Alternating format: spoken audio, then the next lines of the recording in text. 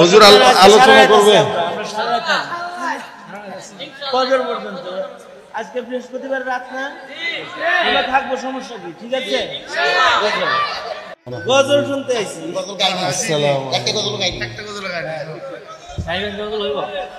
সাড়ে 12টা। বসেন বসেন বসেন, আপনারা বসেন বসেন বসেন বসেন। হযরত চলে আসছে, আলোচনা হবে।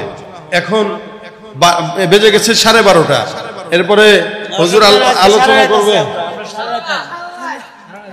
ফজর পর্যন্ত। আজকে বৃহস্পতিবার রাত না, আমরা থাকবো, সমস্যা কি? ঠিক আছে,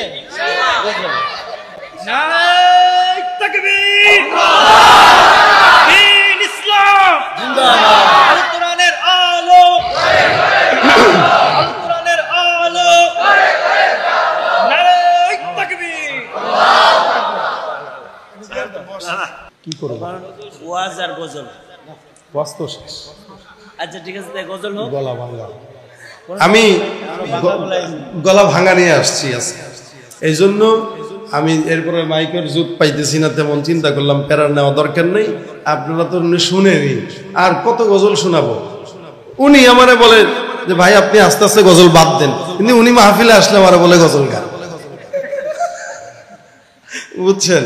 এখন যেহেতু হযরত আসছেন, ইনশাল্লাহ কি গজল গাবো, কি গাবো বলেন, কি গাবো আপনারা বলেন।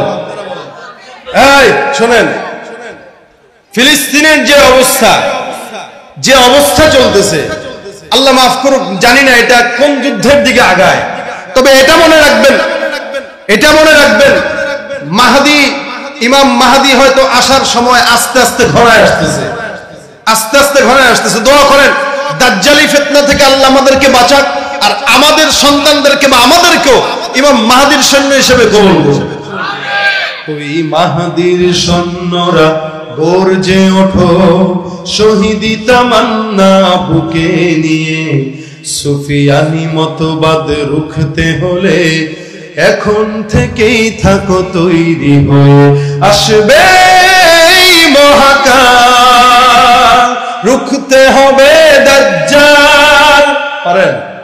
আসবে মহাকাল, রুখতে হবে দাজ্জাল, যার এক হাতে থাকবে জান্নাত, এক হাতে থাকবে জাহান্নাম, মানুষকে বলবে ডেকে ডেকে আমি তো তোমাদের খোদা মহান, যার দিলে থাকবে ঈমান হবে না তো সে বেঈমান, মুমিন বলবে ডেকে ঈমান নিয়ে বুকে, নিশ্চিত তুই দাজ্জাল, আসবে মহাকাল, রুখতে হবে দাজ্জাল, আসবে মহাকাল, রুখতে হবে দাজ্জাল।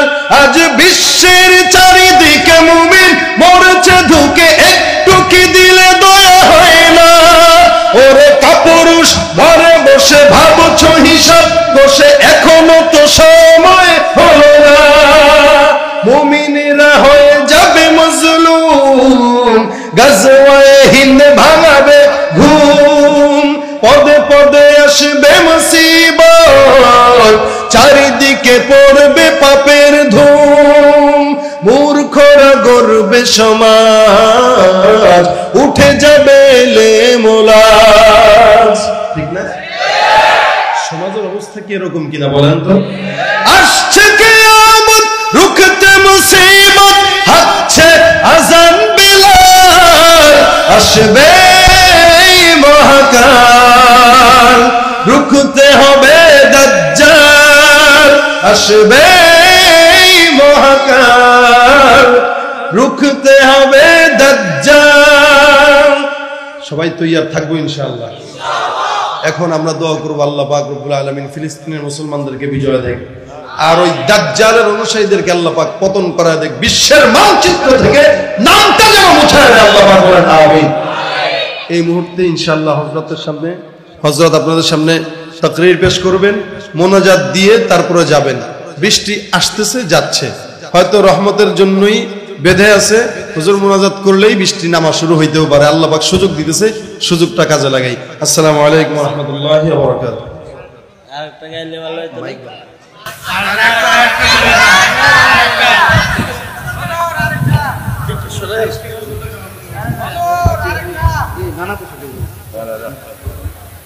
আলহামদুলিল্লাহ, আমরা যারা